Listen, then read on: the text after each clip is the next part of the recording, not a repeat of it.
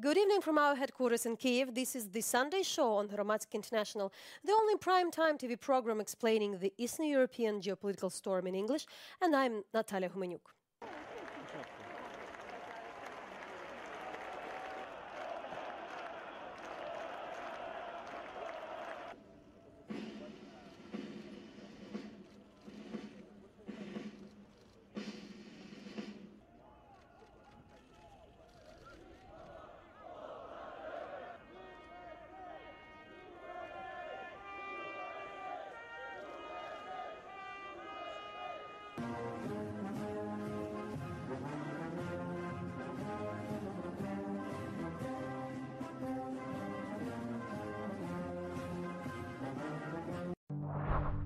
A week of high-level meetings and visits. U.S. State Secretary Tillerson in Kyiv. What we know about newly appointed U.S. Special Representative for Ukraine negotiations, Kurt Walker. And Applebaum reflects on the American and Russian presidents' meeting. What war the Western world should fight, according to Donald Trump's Warsaw speech. And what is the Central European 3 Seas initiative? Is it an infrastructure or a political project? Who is included and who is excluded? Go to our webpage en.hromadske.ua, follow us on Twitter and Facebook, search Hromadske International, and we will be back in a second. Today, U.S. Secretary of State Rex Tillerson made his first official visit to Kyiv, where he met with President Petro Poroshenko and anti-corruption activists. In statement after his meeting with Poroshenko, Tillerson emphasized that the United States' first goal in Ukraine is to restore the country's territorial sovereignty. The secretary expressed disappointment at the lack of progress in fulfilling the Minsk Accords. Tillerson called on Russia to take the first steps to de-escalate the situation in the Donbass by honoring its Minsk commitments and influencing the separatists to stop the violence there. The Secretary of State also praised Ukraine's progress in implementing economic and social reforms, which he said was evident in the country's economic performance. I think it is important to be very clear on what our goals are, the United States' goals are, with respect to the situation here. And first and foremost, it is to restore Ukraine's territorial sovereignty and integrity. I've been very clear in my discussions with Russian leadership on more than one occasion that it is necessary for Russia to take the first steps to de-escalate the situation in the east part of Ukraine, in particular by respecting the ceasefire, by pulling back the heavy weapons and allowing the OSCE observers to carry out their responsibilities. We are disappointed by the lack of progress under the Minsk agreement, and that is why we are appointing a special representative to put additional emphasis. We will be coordinating carefully with the Normandy members as well, along with yourself and with the Russian Federation government to see if we cannot make progress in a more prompt fashion as well. The U.S. and EU sanctions on Russia will remain in place until Moscow reverses the actions that triggered these particular sanctions. I'm quite encouraged by the situation that I see here in Ukraine, the progress that's been made, and I know that with these reforms, once they are in place, Ukraine will be a very attractive place for business investment elsewhere. Одразу же після переговорів After the G20 summit negotiations in Hamburg, we were informed in detail about what had been discussed. We have also coordinated our further cooperation with the U.S. We are very pleased with the new appointment in the administration. We thank you for naming Kurt Volker U.S. Special Representative for Ukrainian negotiations. We are also thankful that he's staying here in Ukraine for a few days so we don't set the issue aside and can start work right away. We see today's visit as a powerful signal of U.S. support for Ukraine and our common fight for democratic values.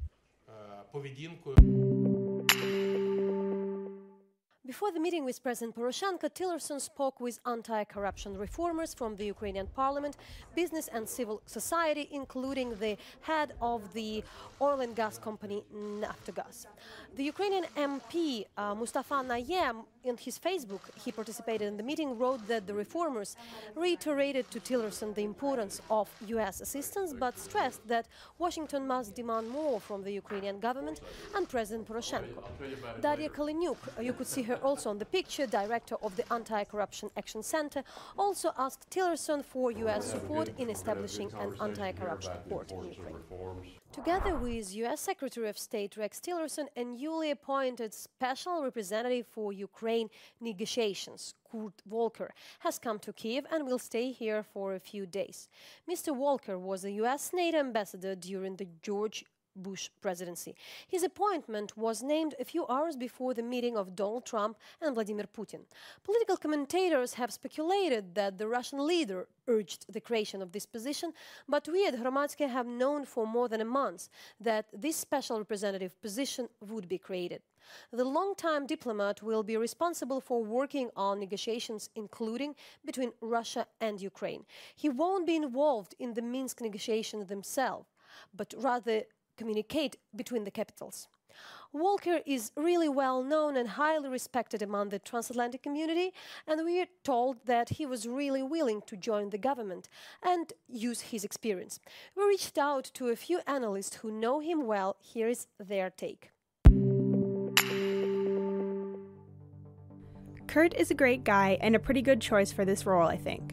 That said, I don't know that it is yet clear how much energy the US is willing to devote to this conflict. There is still no nomination for either the head of European affairs or the position of US ambassador to Russia, so Kurt will certainly have his work cut out for him. Mr. Volker is generally well liked and is seen as suspicious of Russian motives. He's an excellent choice for the special envoy position. He knows the region well and has a sober view towards Russian intentions to continue destabilizing Ukraine. As former ambassador to NATO, he also understands the importance of the alliance for ensuring security in Eastern Europe and keeping an open-door policy towards aspiring countries. Secretary Tillerson will have an experienced negotiator and advisor on Ukraine with Ambassador Volker. Ambassador Volker is an excellent choice because he has a command of the issues, has the respect and trust of the President, the Secretary of State, as well as relevant Republicans and Democrats in Congress. He is also extremely well connected and highly regarded throughout the countries within the transatlantic community. Perhaps most importantly, he has a realistic view of the Kremlin, its motives, and policies. I'm certain he will be guided by the US's interest and aim to play a meaningful and leadership role to help secure a free and prosperous future for Ukraine and its citizens.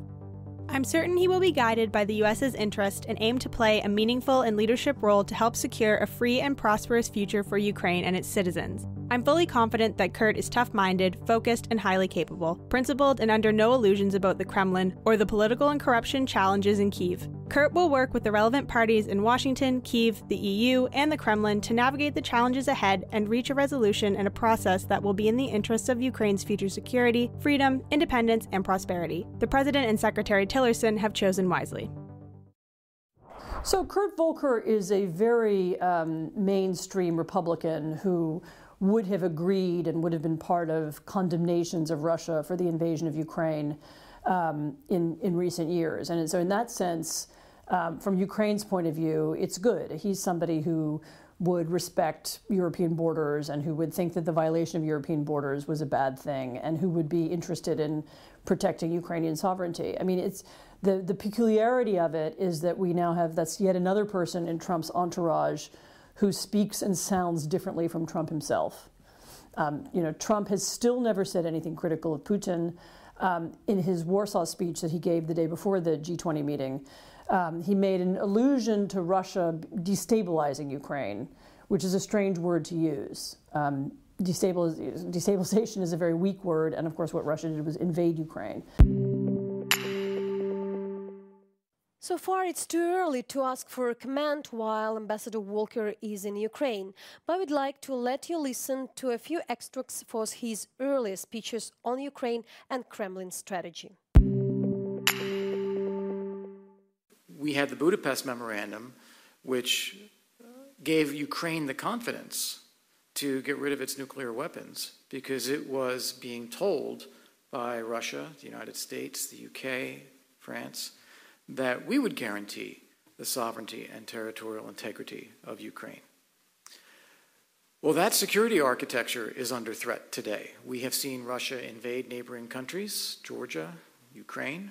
We've seen them occupy territories, South Ossetia, Abkhazia, Ukraine again. We've seen them annex territory, Crimea. We've seen them declare some of these territories to be independent states, such as Abkhazia and South Ossetia. We've seen them have de facto undeclared occupations, such as Transnistria in Moldova. We've seen them change borders by force. We've seen them annex territory. But that alone is also not the principal reason that I think we need to care about this. We should care on the human side. We should care on the security exercise side as well, but there is more. We have, as a nation, a commitment to our own core values and our own security. And quite frankly, we have countries, and Ukraine is one of the most important ones, that sits in this, and I hate to use the phrase because it's often misused, but sits in this gray area where we have not made a commitment to Ukraine's security, but simply out of a raw sense of self-preservation and of national interest, I think we owe it to ourselves and to our Ukrainian friends and allies to do much, much more to help Ukraine succeed today.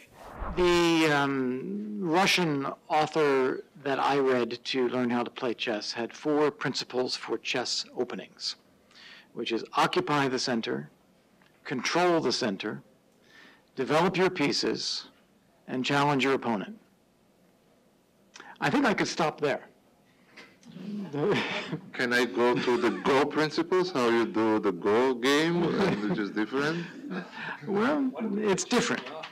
It's different, but that's the principles. And so let me, since the topic here is how to understand what Putin is doing, I think that's a good framework already. First, we should not engage in mirror imaging to think that he thinks like we would think. He's got different goals, different framework, different paradigm, different challenges, different interests. So his perspective is different. We think, many people say, oh, the economy is a mess, he can't sustain this. Well, it doesn't hit him, it only hits the people. He tries to get position where he then has options and leverage, and then where there are opportunities, he'll take advantage of it. Where there's resistance, where he doesn't have to, and he can adjust. Where there's no resistance, he'll keep going. So much of the discussion about Ukraine is nonsensical, about there's no military solution, we can't arm, we can't add to the, we don't want to militarize the conflict, or whatever people say about it. It's just crazy. There is a military conflict going on. There will be a military solution. The question is, what will it look like? Military force matters, and we shouldn't shy away from dealing with it. Fifth, non-military things also matter.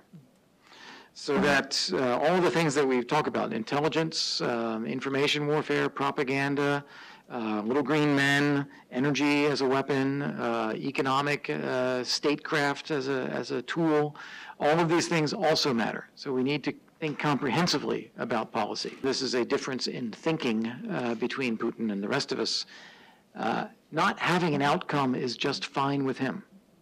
The process of this, creating instability, creating conflict, creates opportunity. That is almost by definition a losing approach when you're dealing with someone like Putin, who is just very happy to create the conflict and the instability itself. The principal reason why people are not doing more to support Ukraine is because of Russia. It is a calculation or a fear or a sentiment that the more we do, the more we run the risk of being in a confrontation with Russia, and we don't want that confrontation, and so we won't do X, Y, or Z. And then Russia understands that, and so just keeps doing what it's doing, knowing that no one is going to really try to stop them in some way. It was a long-awaited encounter, and it proved just as controversial as everyone expected. United States President Donald Trump had his first official meeting with the Russian President Vladimir Putin at the G20 summit in Hamburg, Germany. In talks that ran over 2 hours, the two reportedly discussed everything from Ukraine and Syria to cybersecurity. President Trump is also said to have confronted President Putin about Russia's involvement in hacking attacks on the US elections. But the meeting was far from typical. Only the two presidents, their foreign secretaries, and their translators were present, offering no alternative record or what was said. To discuss the possible outcomes of the Putin-Trump meeting, Hromadske spoke to Washington Post columnist and Applebaum. So, and was a long-awaited meeting between the Russian and the American presidents. What is your take on it? It was a very strange meeting. It was strange for a number of reasons. One, because normally at such a meeting you would have lots of aides and advisors and people taking notes. This was just Putin and just Trump and the two foreign secretaries and translators. Therefore, of course, we have to rely on what Lavrov and Tillerson say about the meeting, which we have no backup. We have no other record of what actually happened. And so that already makes it a strange encounter. The even stranger thing about it was that it became pretty clear as the meeting went on, and in the context of went on afterwards, what happened is that what was really important for both of the leaders were their own interests. Neither one of them was really there representing Russia or America. They were both, Putin was representing himself. What he was really interested in and what was important for him for this meeting was the photograph of Trump holding out his hand to him. The fact that the meeting was very long and therefore proving that he was important. And you could actually see this importance, this sort of Putin showing himself on the world stage, surrounded by other important leaders, being treated so importantly as such an important person by the US president. You could already see it reflected in Russian media even as the meeting was still happening. I turned on Первый Канал just to watch it, and you see already people saying it was such a long meeting, this means our president is very important, and so on. So the point of the meeting for Putin wasn't the results. The point was that he needed to show himself as a great figure. But actually for Trump, there's a similar issue. Trump needed to do two things. One, he wanted to show that he'd brought up this issue of US election meddling, and then somehow put it to rest. And it looks like he did that. He apparently said something, or according to Tillerson, he did. And according to Lavrov, he accepted Putin's explanation that they didn't do it, and they moved on. And so as far as Trump is concerned, that story is now over, at least in the international arena. I mean, there's, of course, an ongoing investigation. But he pushed that issue to the side. Secondly, it seems like he needed some kind of approval or acceptance or friendship with Putin. And why he needs that, I really don't know. But he's been saying it for a long time. He's been talking a lot for many years about how he wants Putin to be his friend. He said that in a tweet once. He wants some kind of relationship. And so now he's got that. So from his point of view, the meeting was a great success. Whether it was good for the United States or good for Europe or Ukraine, that's a completely different question. But from that, what Secretary Tillerson and even Lavrov said, they were discussing Ukraine, Syria, cyber attacks. It was written that they have a different stance on the climate accord. So if you speak about Athens, what could it be? Well, these were pretty small achievements. So on Ukraine, I should say that many Europeans were afraid that Trump would immediately make some big concession on Ukraine, but fortunately he didn't. But essentially nothing was done. Some kind of new channel of communication was set up. That's all that was said. On Syria, they talked about a ceasefire. That's very nice, but ceasefires have been tried before in Syria, and they haven't come to anything, so we would have to wait and see whether that matters. On cybersecurity, there was a very peculiar set of comments about working together. I mean, as far as we know, Russia is a really malign actor inside the United States and inside other countries, not only seeking to steal political material, but also to positioning itself possibly to conduct cyber attacks on power plants and other kinds of sort of economic and security facilities. So I'm not sure what we're agreeing about. I mean, the main thing we need to do is persuade Russia to stop, but none of that was said. So these were very, very broadly sketched out noises. They weren't really, there was no concrete achievement that you can point to.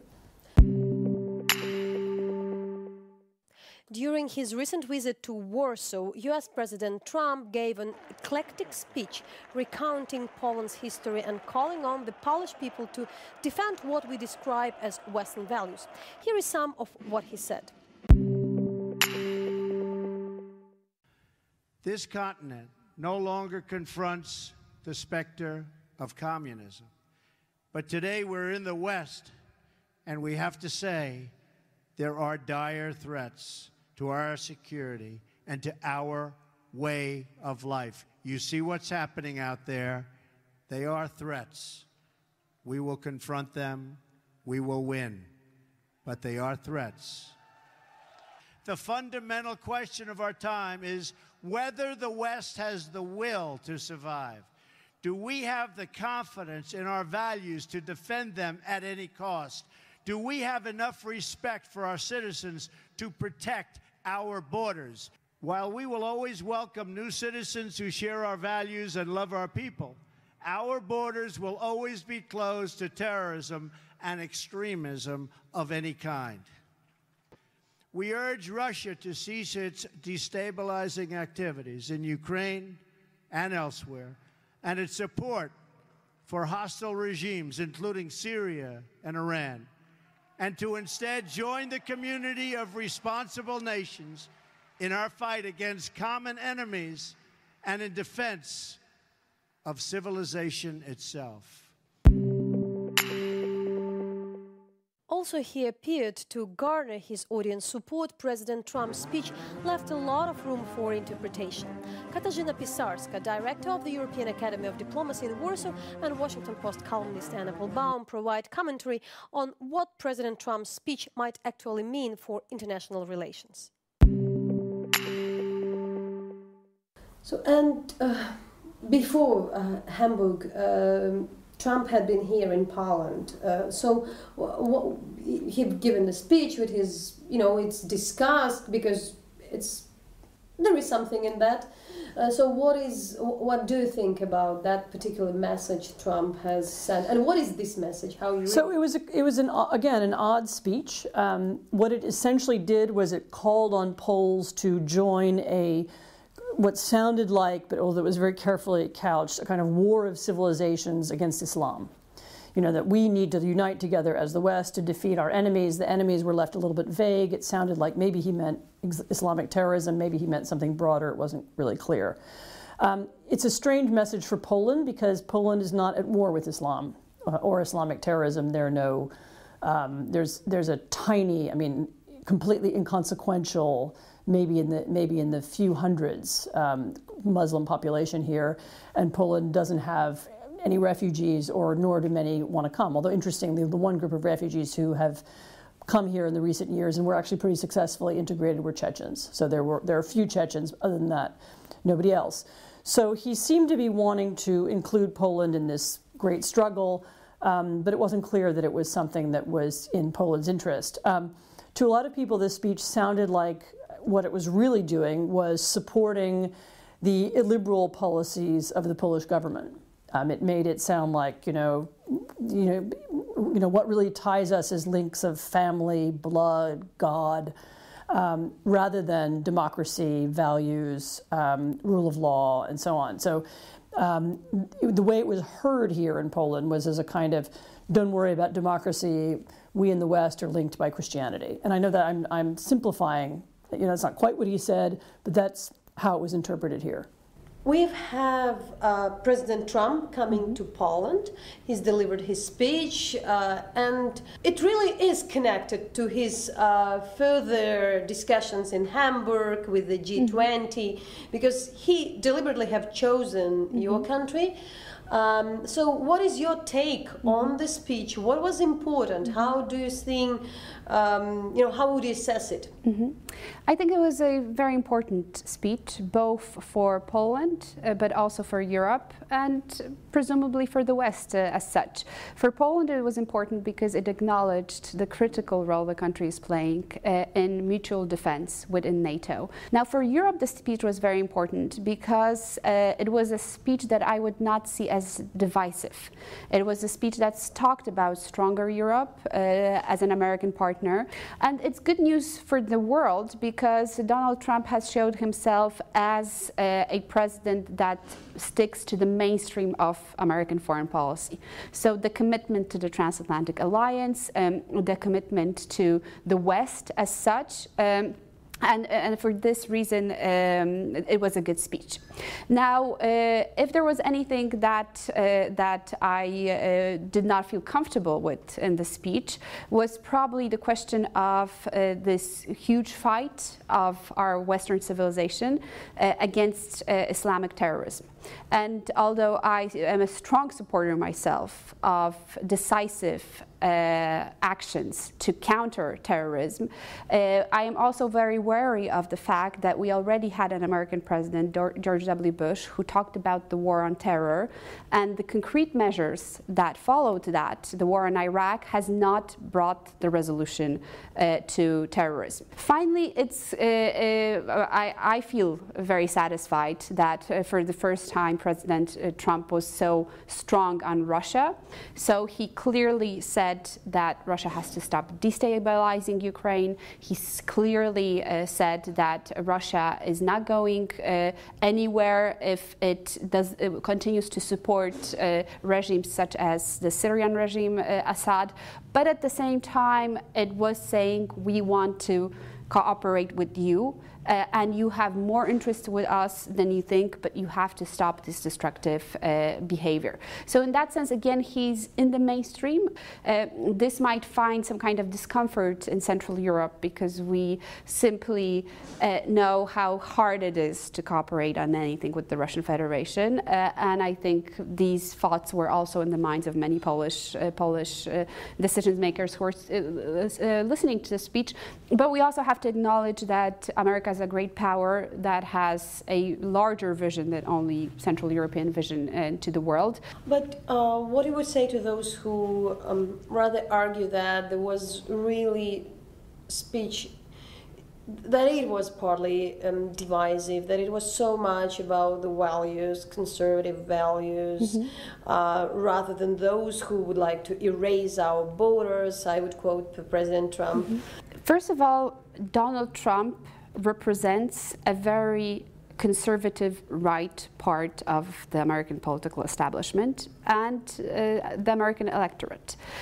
So for me, this was in a way, you know, the references he made to the value of family, of God, these were references to his mainstream electorate. But then other references followed: the rights of women, democracy, freedom of media. There was a lot of, again, of these traditional mainstream liberal democratic values and issues that were mentioned there. So it was a very eclectic speech. Now, we can disagree.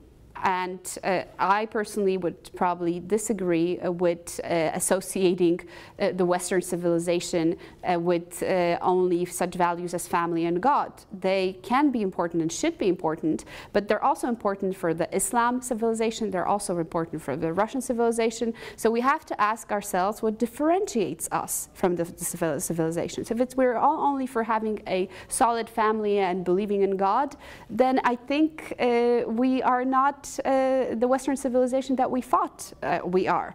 So again, if he would not mention the other things, I would be very worried. What is the European Three Seas Initiative? The Three Seas Initiative Summit took place in Warsaw on the same day that US President Trump expressed his support for this joint Polish-Croatian project.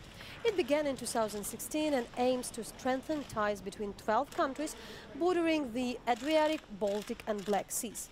EU representatives weren't invited. The leaders of Croatia, Bulgaria and Estonia later participated in the debates at the Global Forum and were asked, is this an infrastructure or a political project?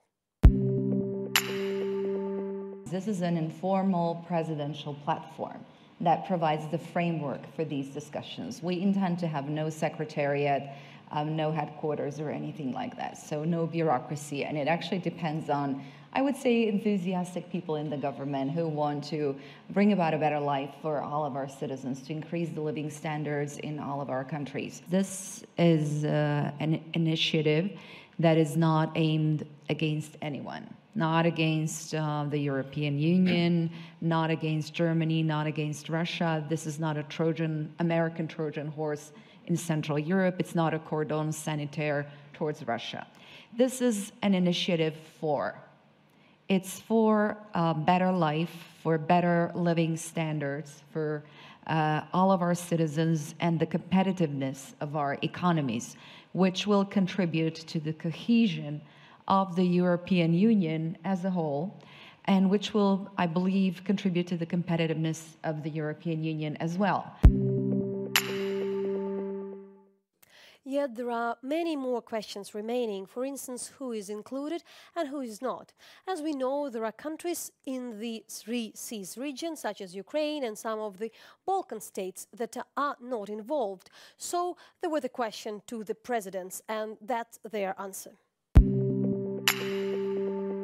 I would like to actually try to separate two separate issues in Ukraine, which one of them is Ukrainian territorial integrity, for which we need to stand. The other side of the coin is obviously our own red line, which has in principle not much to do with Ukrainian state. It's the same red line which we, Western countries, failed to draw in Georgia in 2008, where the Georgian war happened. The Western retaliation was extremely weak. It was back to business as usual in months. We taught a lesson. Now, if people tell me that sanctions are not functioning, for example, because Crimea is still occupied and there is little hope that this conflict could be solved quickly, and look what's going on in Donbass, then I always say, how come you don't see what we are actually doing there is keeping our own red line? And yes, sanctions are functioning because there have been no further steps somewhere in Balkans, in Transnistria, whatever. And this is a totally different issue. It is not the Ukrainian issue. It's protecting our liberal democratic values of nations to decide, not to be subjected to the will of the bigger, economically more powerful nations. So certainly we're open and willing to talk to Russia in any way that they want.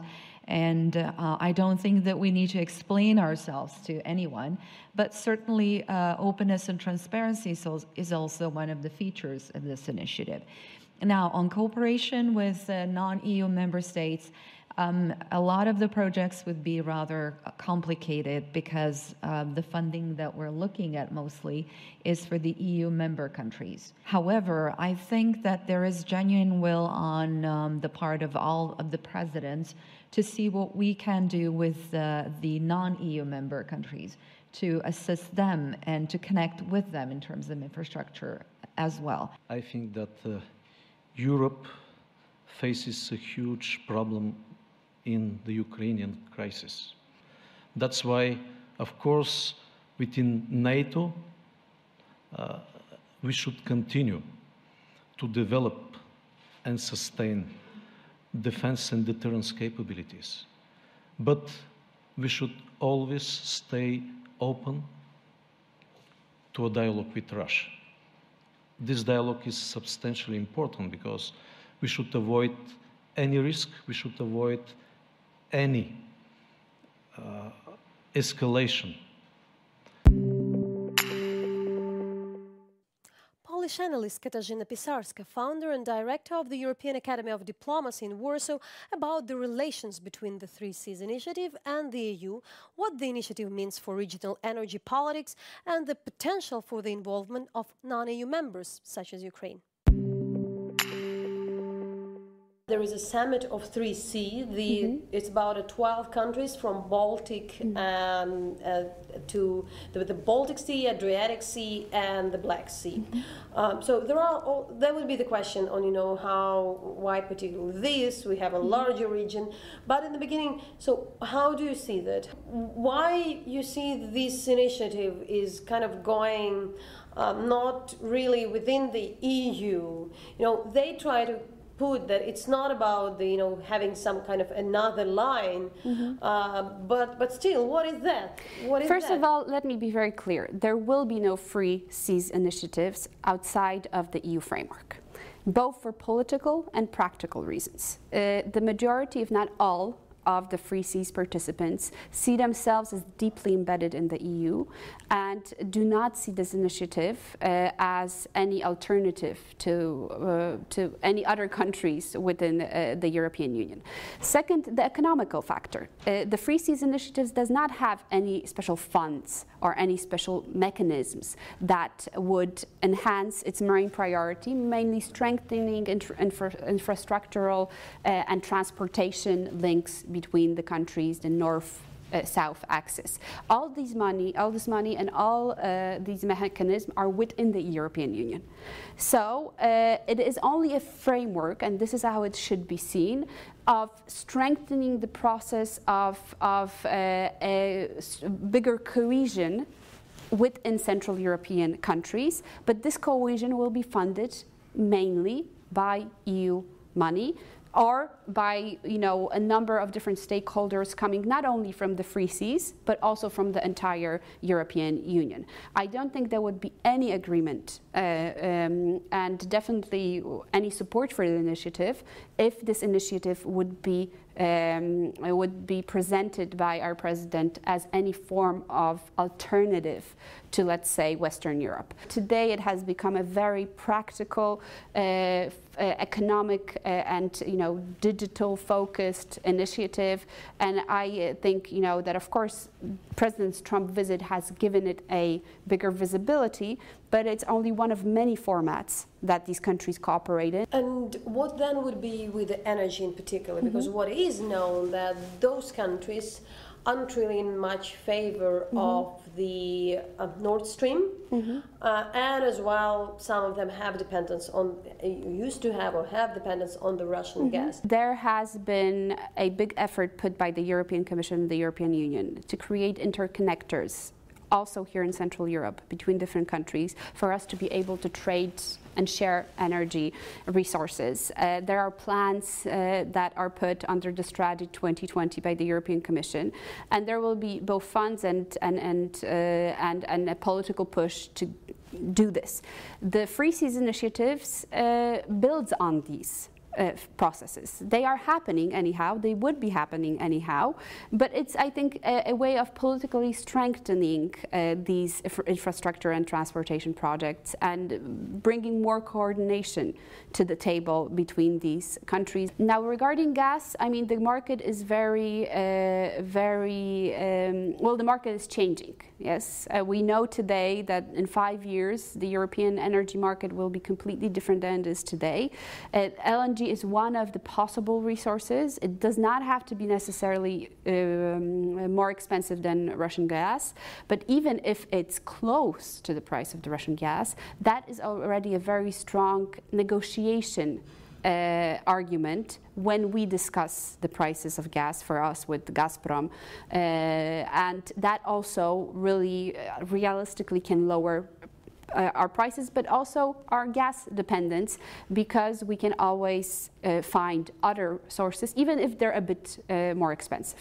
And of course, because it's a Black Sea, and there are way more countries on the Black Seas, and Ukraine is the country on the Black Sea. We knew that Ukraine had, I mean, to some extent, without given the details of how the diplomacy worked, but there were ideas that could Ukraine in some way be joined or involved. And later we know there are more countries, although in the Balkans, which are not the members of EU. So what would be the answer? Because it's still not very clear unless it's publicly addressed. Absolutely. I think if the Free Seas continues to be a strong format, and I would give it still a year to evolve, I think it should have a separate dimension involving its non-EU members. And Ukraine should be an absolute priority for Free Seas, in my opinion, but also Balkan countries, other Balkan countries interested in joining this format. There were different considerations. I understand that were not necessarily only Polish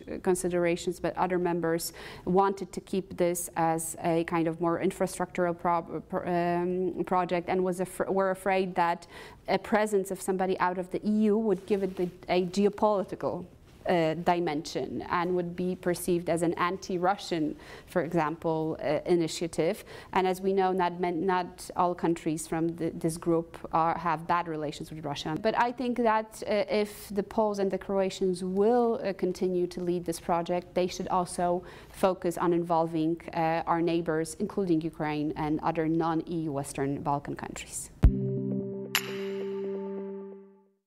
From the entire team of Hromadske International, thanks for watching us. Check the full version of our reports and interviews at our webpage, en.hromadske.ua.